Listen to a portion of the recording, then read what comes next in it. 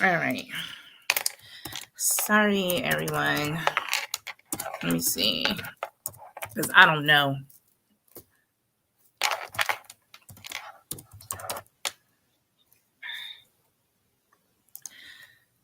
All right. I just put that there. If you go on, just let me know if you can hear me.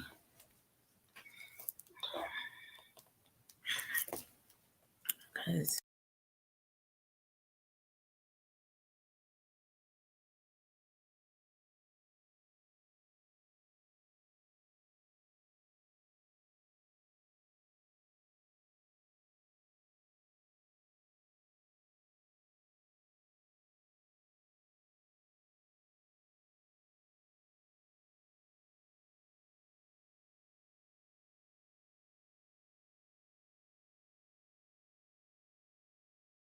okay. So, hi, J Love. Let me know if you can hear me. Can you just put a 1 in the chat if you can hear me? I don't know what happened. Hey, Bambi. All right, I'm going. Okay. Hey, Bambi. Let me know if you guys can hear me. Okay, great. I don't know what happened, guys.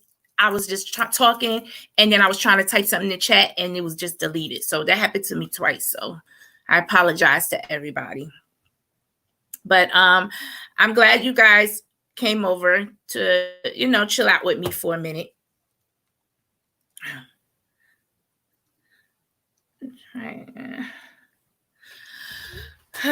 Okay. So what I wanted to do today, I really wanted to talk about all things Black movement or moment, question mark. And I kind of wanted to tell the story of Black Wall Street. I wanted to start there. I'm not sure if you guys are familiar with the history in Black Wall Street. It began in the, hey, TC, what's going on? It began in the late 1800s to the early 1900s, where Oklahoma, it was a better place for Africans who migrated there with Indians. The Indians, they was already established in Oklahoma, but, they came from, they had plantations. And when they came over with their plantations, they brought their slaves, which was Africans. So as they migrated over, well, they were already there. The Europeans came over after the Civil War. The government kind of like forced the Indians kind of out and split up their territory. So Blacks, Africans took half, Indians took the other half. So Africans migrated up. And hey, Steaks girl, thanks for joining, guys. Thank you so much. Guys, this is my first time. I mean, I've done lives just talking about nonsense. This is my first time actually doing a subject. I'm a little nervous, so please bear with me. I'm trying to get it all in, and I will be looking at my notes to try to make sure I don't miss anything, but I really did want to cover this. Hey, April. Hey, thanks for coming. Hey, Jay Dunn, what's going on? Thank you. I wanted my mohawk back, but let me get back to the subject, y'all, because I veer off, and I don't really want to do that. But so what I was saying was the Africans, thank you. The Africans took their territory over in Tulsa. And while they were in Tulsa, they started establishing their homes. They started establishing tents, rather. They didn't start building yet, but they was just finding their spots, because after the Civil War, they broke out and it was like all meant for themselves. It was fresh new land, because it was first a frontier turned state. So all the land was fresh and new. So they were able to take off and really grab their land. And so, like I said, the Africans took their place in Tulsa. However, they worked over in other parts of Oklahoma, and it was very much segregated. They can work for white people, but they couldn't shop in their stores. They couldn't eat. They couldn't really do anything there. So back in there, where they were from in Tulsa, they decided to start building. The first thing they built was a grocery store. And then they started building, expanding upon there. They built homes, they built barbershops, they had schools, they had doctor's office. Let me go to my notes because I had to write things down. I didn't want to forget anything. They literally had 108 Black owned businesses in Tulsa.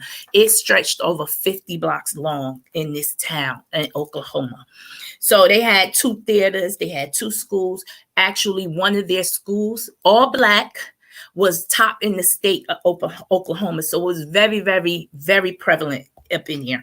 They had 15 doctor's offices. Like I said, that, I mean, it was just a world. And you guys, if you want to look, you can see how beautiful it was to see Black people, Black owned businesses just in their own world. However, thank you, TC. However, the bad part was that it was still governed by white people. The cops still governed there. All right, let me take a sip of wine. Guys, I'm serious. I'm like super duper nervous. Like I never went live before. And I just don't want to give misinformation. And I actually want you guys to get something from this. So, you know, the cops, they still had, policing was still in Tulsa. And it was white people. So, not trying to shade, but of course, whites became jealous. Thanks, Jay Dunn. Of course, whites became jealous because if you don't know, you can't have more than them. They just don't like it. And I'm sorry I said it. They don't like it. It infuriates them. And you can imagine what it did in the 1920s because look at what it's doing now. So I'm just going to leave that right there. So what happened was they began seeing this. They began getting agitated.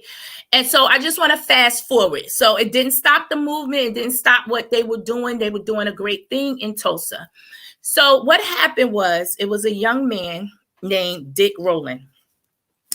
And he had a job where he used to shine shoes. And so he worked in this big establishment, this big building with a lot of Caucasians. But when he had to use the bathroom, of course, he couldn't use the bathroom where the whites. He had to go all the way up like 3-4 flights of stairs to use the bathroom. So one day he gets on the elevator.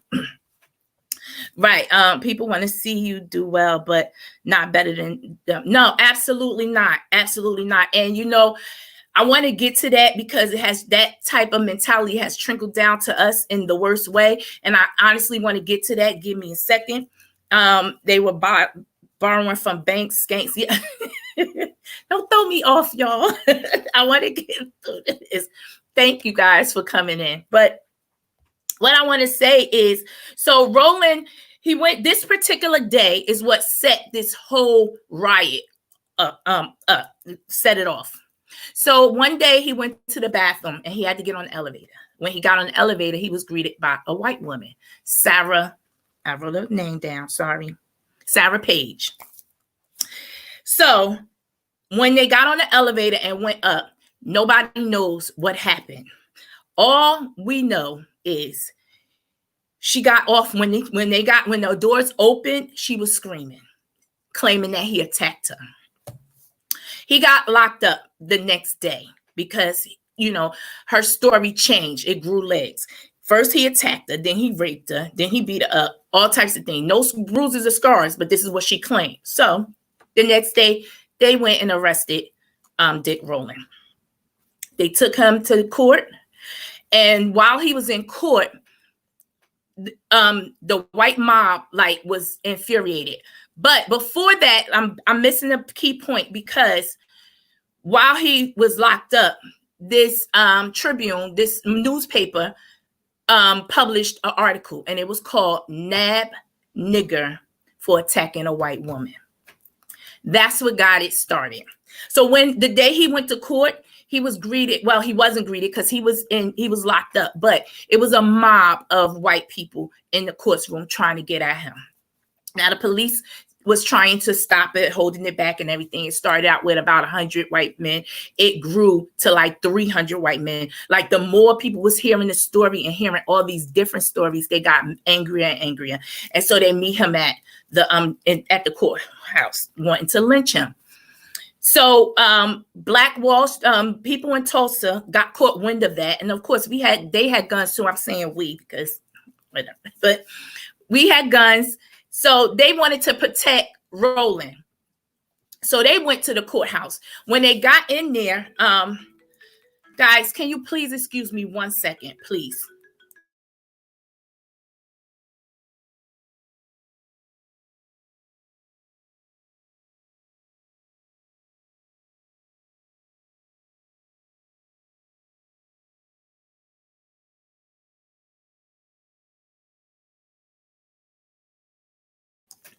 I apologize, guys. Again, they came to help him. They wanted to police him. They wanted to make sure that Roland was not going to get hurt. But when they got there, the police turned them away.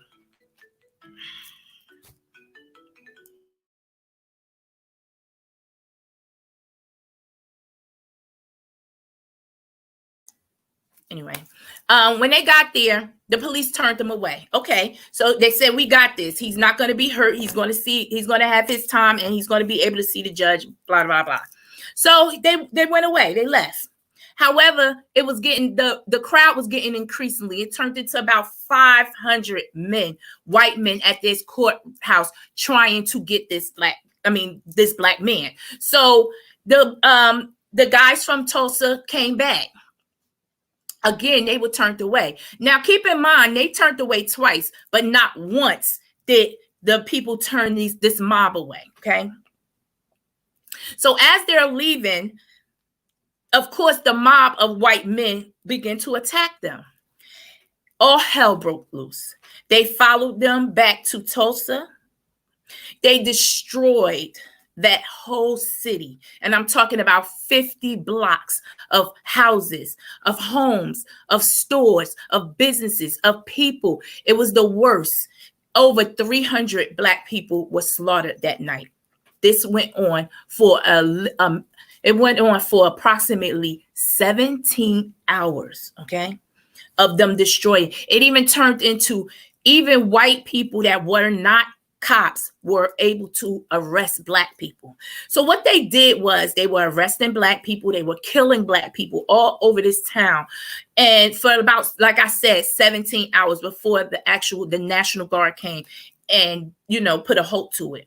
When they did that, hey, the Chocolate Bay, thanks for coming through. When they did that, they took away most of the men. They put them in this. It was like a field. It was like their jail, but it was a field. That's where they took them and stored them while they destroy their town. Once they did that, and the National Guard came in, after 17 hours, they dispersed it and sent white people home. No white person got arrested, of course. They just sent them home after they destroyed their town. So you have, it was awful. Me watching it, I found out about this story about 3 years ago, and that's sad. It was never in history books. It was never taught to me. It was never told. But it was an unspoken thing. They just did not want to talk about it. So, they tried after everything was all destroyed and everything. Hey, DC, thanks for coming out. Everything was destroyed. Everybody, the whites, like I said, went home. The woman, Sarah Page, again, would not testify. At this point, I guess she couldn't tell a lie. She already told the biggest lie, but in front of the judge, how was she going to corroborate her story? So I guess whatever. The bad part is the men were still, after over 300 people died, the men were still locked up for days after everything, their community is destroyed, their loved ones was displaced, was killed, murdered, everything. So this is what they did. They made a deal, and this is the part that gets me, the deal that they make. So they say, we'll let you out, because now let me go back a little bit. Now white people don't have nobody to to work for them anymore. They don't have anybody to continue building this state, to keep it afloat, to crop, to do all that. There's no more of that. So white people are like, hold up, we messed up. What are we going to do? What are we going to do? So what they do is they go and they make a deal. They say to the blacks that did survive and are locked up, I'll let you out if you work for us. I'm going to give you a green tag. And you have to put this green tag on to let us know that you are out because you're working for us. So they literally had to start working for the white people again. They tried to rebuild. It was never the same. They actually charged them more to rebuild. It was just a whole mess. I say this story, and I didn't go into full detail. It's all out here. It's all out here, and then you can really just you can see it for yourself. I say that to say this. Hey, Robbie, thanks for coming in, boo. It puts me in the mindset of where we are today. I'm not saying that they branded the black folks. Yes, they did. That's exactly what they did, And, they were still, blacks were still, of course, we survived everything. We can work on anything, work around anything. We're very strong. So that is not that's the bad part. But where we are today is what make me think of Black Wall Street. I heard people say with the looting and everything like that, because that's what the whites did to Tulsa. They looted and destroyed their property. Now you have them doing it again, but it's not our property. So when I hear people get upset about tearing up our community, I kind of sit back. Hey, Shy, still standing. Thanks for coming in, boo. Yeah. I kind of get upset because there is nothing that we can't do. And we are still complacent on what they can do for us. We depend on them just way too much for me. We know how to farm. Well, we don't know how to farm. That's the problem. Our forefathers and our great-great-grandparents and everybody, they knew how to farm and make a living. They knew how to sow. They knew how to, they were the pillars of this world. And the fact that we think we need Target, the fact that we think we need Walmart, the fact that we think we need Gucci is amazing to me. It's just amazing. I wanted to, I don't know if anybody have any questions on that. If you do drop down, I can try to answer them as much as I could. But, I kind of wanted to, if people didn't know, I wanted to, just let people know what's going on. And then another thing I've heard on the streets was about, Obama didn't do anything for blacks, which is why a lot of black people voted for the other guy. And that's so misinformed. That's not true at all.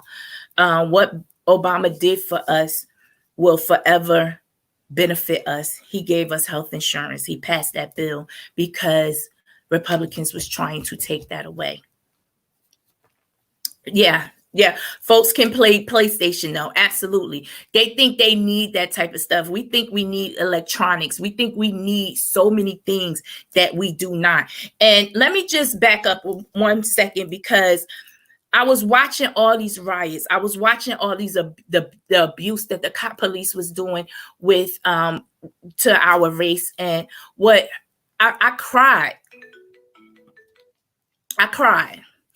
And I cried to God, and I said, God, if you love us, why do we have to go through all of this? What is going on?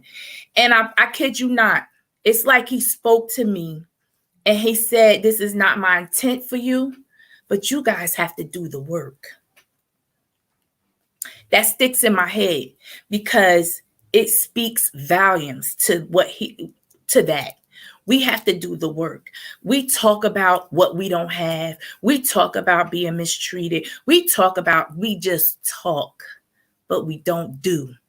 We do very little of nothing because we are still complacent on what they're giving us.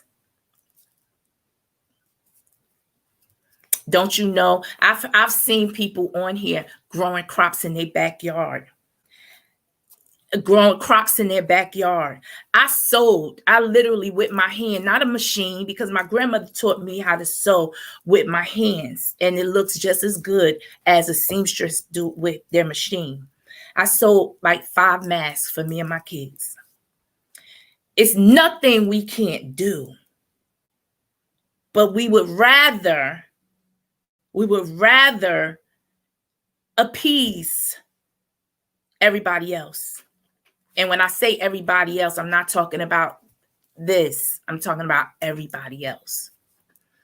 We would rather, do things to our bodies. We want this, we want that. We just want, it's the look, Then they drain it on TV. They drain our heads on TV of what we should look like. So we start thinking that's the way we should look. And we go and spend thousands of dollars to try to look like them.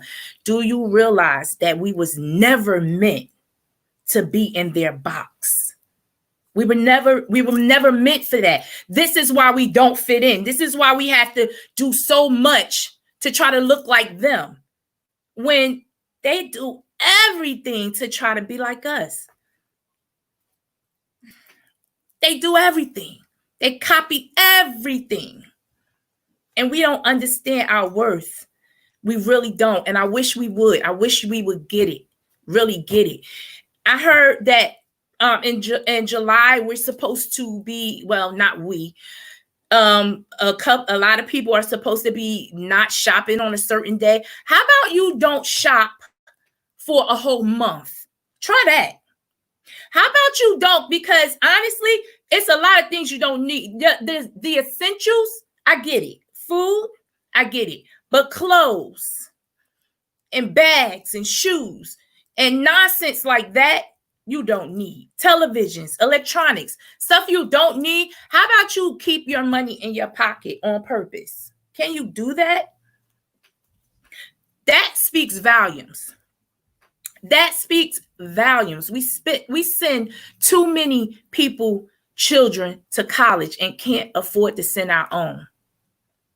And that's truth. We spend the most and get the little, the least back in return. But I want to go back to Obama really quickly, because for those who think he didn't do anything for us, yeah, it's not necessary. A lot of things that we do are not necessary. Corona, I am so hurt that it took so many lives, but what it did was show us what we don't need. It really did. And we learned to work around it, didn't we? Just saying. Obama gave us insurance that the Senate was trying. Let me just say this. Obama had so many things he wanted to do.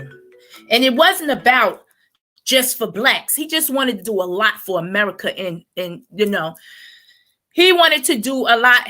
What I missed somebody's comment. I missed Jay Dunn. My 2 uncles started a garden in late January as soon as they heard the pandemic was on the horizon. Exactly. And it's not hard.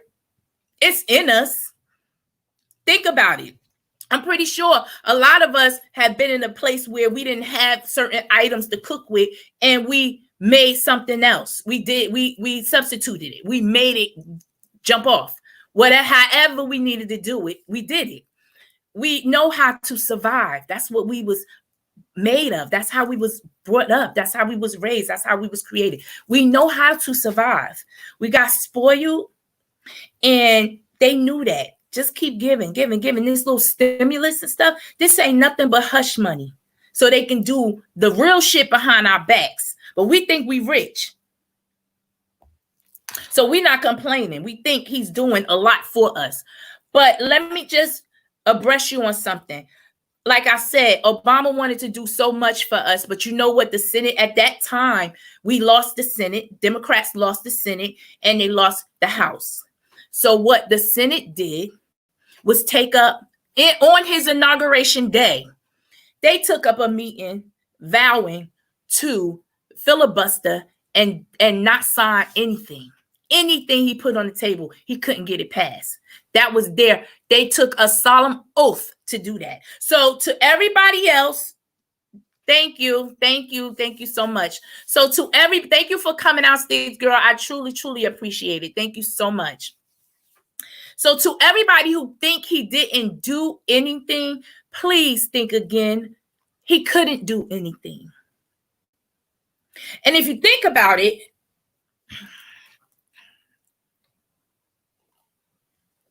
history just keeps repeating itself. My opinion is it's always the Democrats that have to clean up the Republicans' mess. Hey, Diamond for that. Thank you for coming out.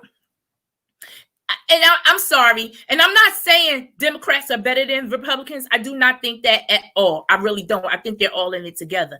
But I see how the setup is. It's like the Republicans, every time a Republican is in office, he tear the money up. He tear the country up.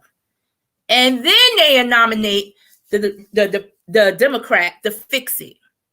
Also, they can screw it up again. That's just my opinion. So again, for those who think Obama didn't do anything, read up on it, please. Do your research. Stop just looking at TV and looking at your bank account. Because again, God said you have to do the work. You have to do the work. Keep your hands down. We got them out too much. What are you going to do? That's just my little take on it.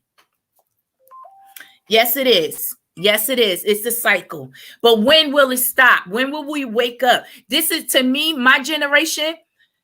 It's time for us to stand up for our children. For us, we're already, when you get to a certain age, change is very hard.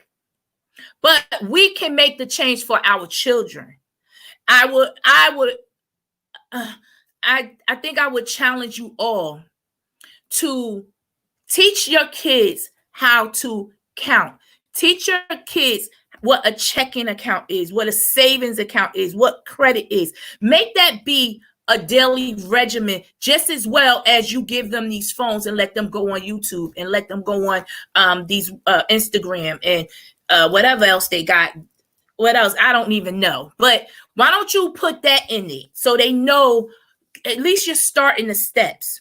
Think about how hard it was for you growing up. The mistakes that you made, and that we are continuing to make. And I challenge you guys to literally teach your children to do better, because whether you know it or not, they are the ones that are going to take care of us when we get older. They are the ones who are responsible for our Social Security and our disability. So if we are not teaching our children how to, first off, take care of themselves, and that means we have to stop giving them things that they don't deserve. We have to start giving them chores and jobs to do. They're not too young. 5 is not too young to have a chore. It's not. We have to start that. We're late. We're running late. Education is key. And I think now is the time to have that conversation that this is what we have to do. We are late. Do it for the babies they're relying on. Absolutely. The children are our future. And that's just facts. I see what we're doing. And a whole bunch of nothing. Let's just tell the truth about it. A whole bunch of nothing.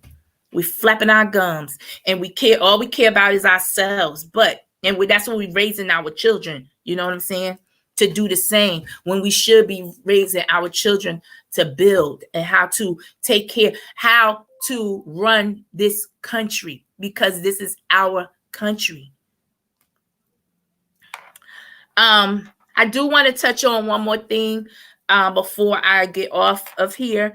And I just wanted to give y'all my definition of the Black woman. And I did read this somewhere. So I'm taking bits and pieces because I can relate and I totally agree. And I just want to share. The Black woman doesn't tolerate bullshit. Please excuse me 1 second, please.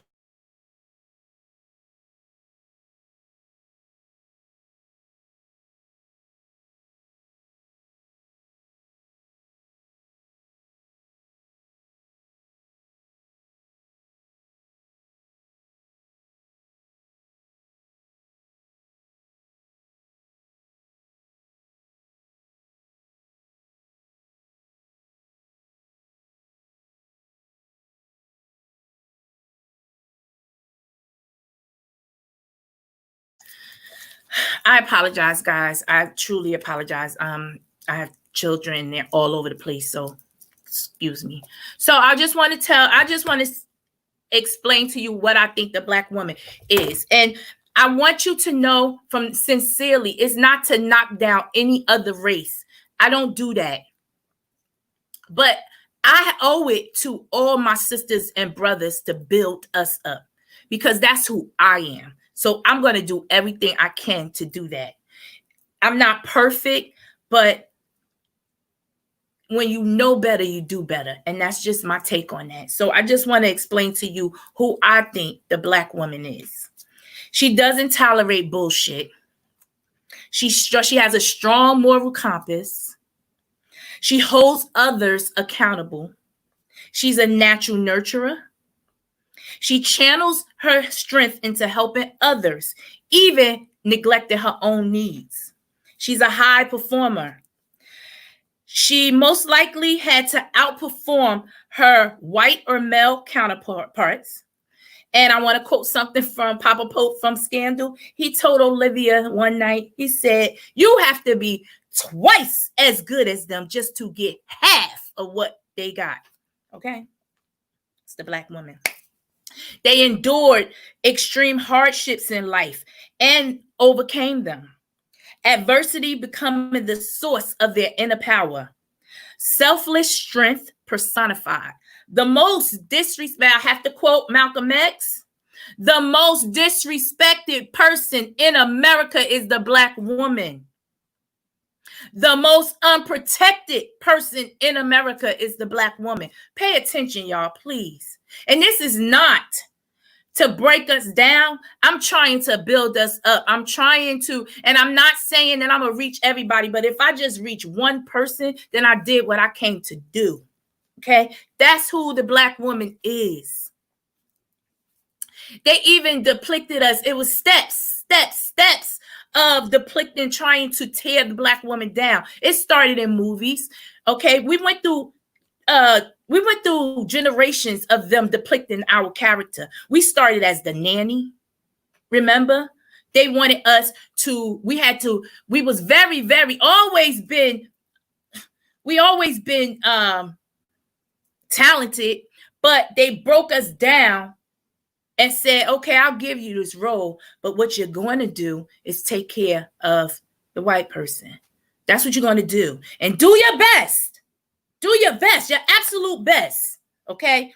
So that was the first thing they exploited us, is by giving us the role of the nanny. Then they switched it. Now they want to give us the role of a Jezebel. Now they want us to show our bodies. They want us to be this real, flamboyant, showing all our stuff to the world. That's what they depict the Black woman.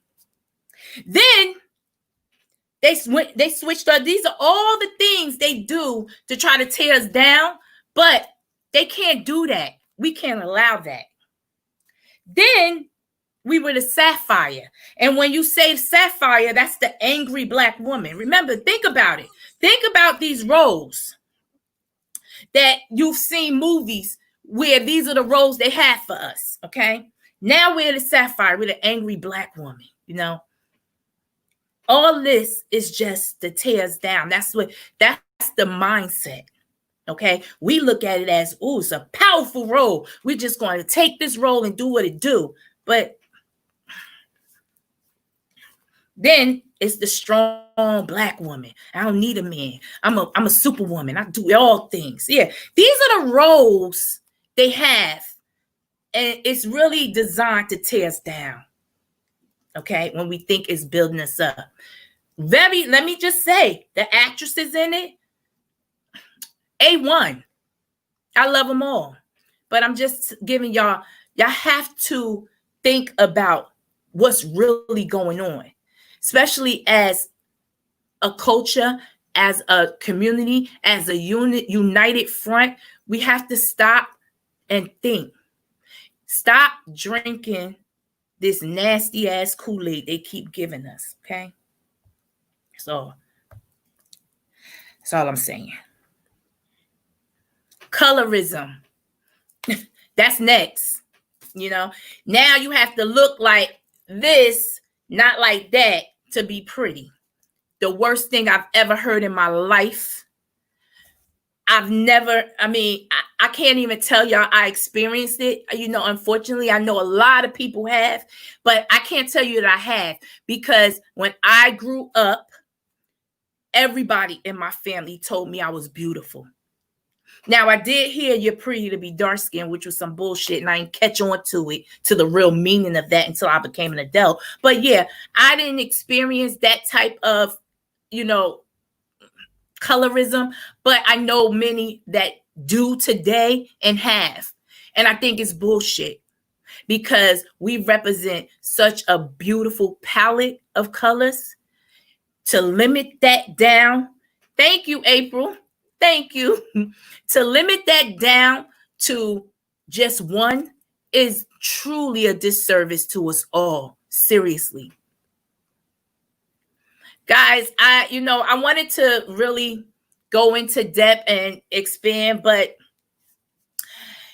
I don't want to lose y'all. I have to open up the eyes of the blind. I think that's what I'm here to do, to just let y'all know that we can't caught a lot of hell, but love my sisters nonetheless. Diving for debt. If you don't mind me asking, what is your nationality? Colorism and colorists be black or white are black or white are discreet. Yes, they are. Yes, they are. Like I said, it's not to tear down anybody. It really is not. But if you look around us, it's not tearing us down. I think we need to be built up. That's all. We need to be built up. And it starts with us.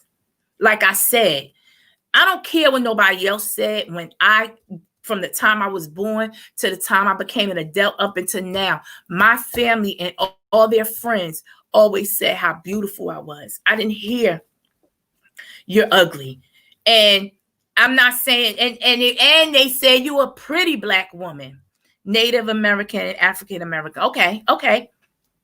But so let me ask you this, Diamond, if you don't mind. Is that who you claim? Like, do you claim yourself to be an African American or both? Meaning, when they give you that piece of paper and ask your race, what are you marking down? One more thing I want to say too, because I'm gonna leave that alone. That's going somewhere else. I'm gonna stay on topic. Again, guys, I truly wanted this to be all things black. And is this a movement or a moment? Are we in a moment saying we want to change, but still stuck on the things that we see that they got that we want? When in all actuality, we always had everything that they want. We sitting on gold and don't even know it. Can't even recognize it. Again, stop trying both and on it. Each culture. Okay, no problem. I respect that. Diving for that. Truly, I do. And I think that's fine. Let's just say that. Be nice. I put white all the time, and they let TC really. It's funny though, because where I work, I see a lot of Latino and, a lot of, people from that culture. They always mark white. Now we have to throw that stuff away. We can't keep it in a database. But I asked one person, because I hear a lot of Latinos say they identify more with black than white. But when you put on your race, I'm white. I asked. I said, why do you put that there?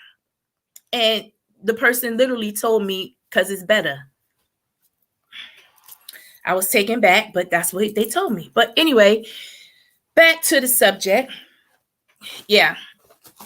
I need to start doing that. I know, right? That's crazy. That is crazy. TC is a mess. But guys, again, I just really wanted to come out, and I will be coming out more, speaking life into this, into our culture, into this whole sector, just life and honesty, but not to tear no one down. We need so much self-building over here. It's not funny. It's not funny. This what we're doing to each other.